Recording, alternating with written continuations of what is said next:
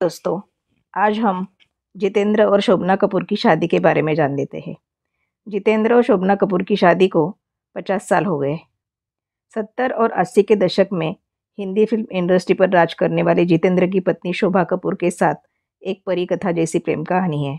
महान अभिनेता की मुलाकात शोभा से मुंबई के मरीन ड्राइव पर तब हुई थी जब वह सिर्फ 14 साल की थी। उनके 2 बच्चे हैं, एकता कपूर और तुषार कपूर। एक दशक तक चले प्रेमलाप के बाद जितेंद्र ने एक निजी विवाह समारोह में अपने जीवन के प्यार से शादी की। करीबी दोस्त और परिवार के सदस्य शामिल हुए थे। उनकी शादी में गीतकार गुलजार, अभिनेता राजेश खन्ना और संजीव कुमार भी मौजूद थे। जितेंद्र हिंदी सिनेमा के सबसे लोकप्रिय अभिनेताओं में से एक है। उन्होंने 1964 में गीत गाया पत्थरों ने से बड़े पर्दे पर शुरुआत की और 5 दशकों के दौरान कई फिल्मों में काम किया। उनके नृत्य कौशल ने उन्हें लोकप्रिय बनाया। जितेंद्र को आखिरी बार शाहरुख खान अभिनीत फिल्म ओम शांति ओम में एक कैमियो की भूमि में देखा गया था।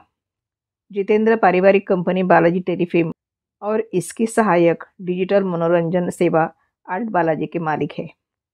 अनुभवी अभिनेता अब मुंबई में अपने परिवार के साथ एक शांत जीवन जीते हैं। वह अपने बच्चों और पोते पोतियों के साथ समय बिताते हैं। जहां जितेंद्र की बेटी एकता ने सरोगसी के जरिए रवि का स्वागत किया, वहीं उनके बेटे तुषार कपूर 2016 में सरोगेसी के जरिए अपने बेटे लक्ष्य कपूर के सिंगल पिता बने।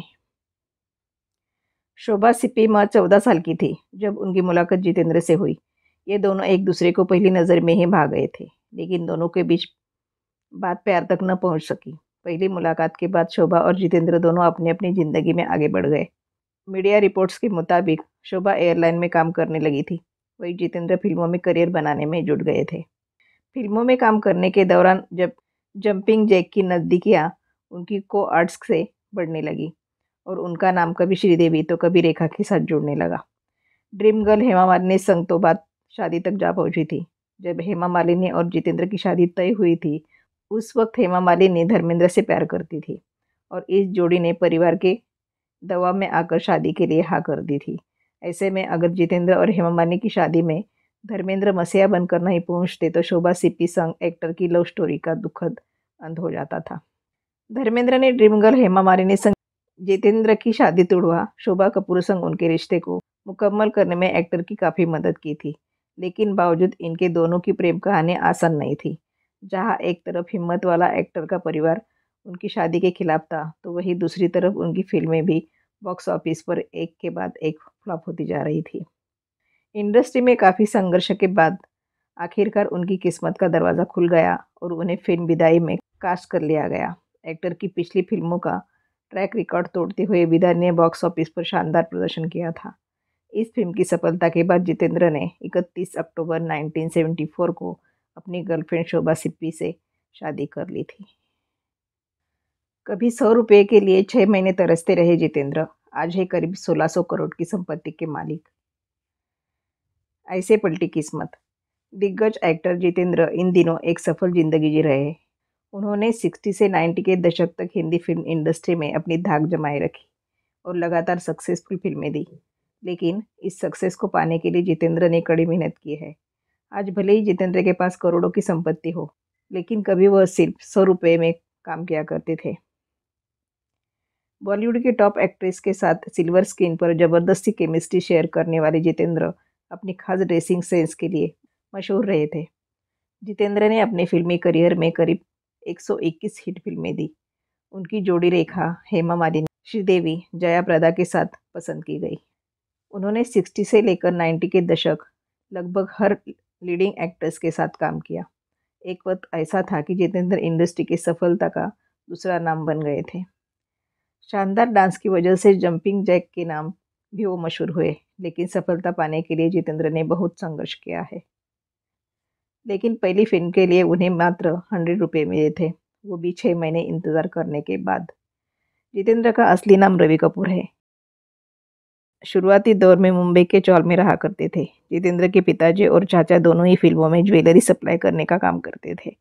जितेंद्र जब कॉलेज में थे तभी उनके पिता को हार्ट अटैक आया। पिता के बीमार होने पर घर चलाने में दिक्कत आने लगी। ऐसे में जितेंद्र भी अपने चाचा के साथ धंधे में उतर पड़े। फिल्मों के सेट पर जाते जितेंद्र के मन में एक्टर बनने की ख्वाहिश जागी। ऐसे में जितेंद्र ने अपने चाचा से फिल्म मेकर भी शांताराम से मिलने की गुजारिश की। चाचा ने मुलाकात करवा दी। जितेंद्र ने उनसे फिल्मों में काम मांगा तो शांताराम ने कहा, तुम कोशिश करना चाहते हो तो करो, लेकिन मैं तुम्हें कोई काम नहीं दूंगा। यह सुनकर जितेंद्र बेहद उदास हो गए, लेकिन कुछ समय बाद ऐसा हुआ कि जितेंद्र को उसी शांताराम की तरफ से बुलावा आया और जितेंद्र के साथ साथ 6 और लड़कों को सिलेक्ट कर दिया। जितेंद्र बड़े खुश हुए, लेकिन उनकी खुशी जल्द ही खत्म हो गई। उन्हें पता चला कि जिस दिन कोई जूनियर आर्टिस्ट नहीं आएगा तब ही काम दिया जाएगा, लेकिन रोज सेट पर आते रहना है। जितेंद्र को कुछ भी काम चाहिए था, इसलिए सेट पर रोज आने लगे। इस बीच जितेंद्र ने अपनी कोशिश जारी रखी और एक दिन शांताराम को इम्प्रेस करने में कामयाब हो गए। शांताराम ने स्क्रीन टेस्ट लिया और फिल्म गीत गाया पत्थरों ने फिल्म के लिए सिलेक्ट कर लिया। 100 रुपये महीने की पगार पर जितेंद्र ने काम किया और 6 महीने बिना पैसे काम करते रहे। हालांकि गीत गाया पत्थरों ने फिल्म उनकी जिंदगी की दिशा बदलने में कामयाब रही और जितेंद्र इसके बाद कामयाबी की कहानी लिखते चले गए। जितेंद्र ने एक के बाद तमाम सुपरहिट यादगार फिल्में हिंदी इंडस्ट्री को दी। वी शांताराम ने उनका नाम रवि कपूर से बदल कर जितेंद्र कर दिया। सेलिब्रिटी नेटवर्थ की साइट के मुताबिक जितेंद्र $200 मिलियन यानी करीब 1600 करोड़ के संपत्ति के मालिक हैं। जितेंद्र को बहुत सारी शुभकामनाएं।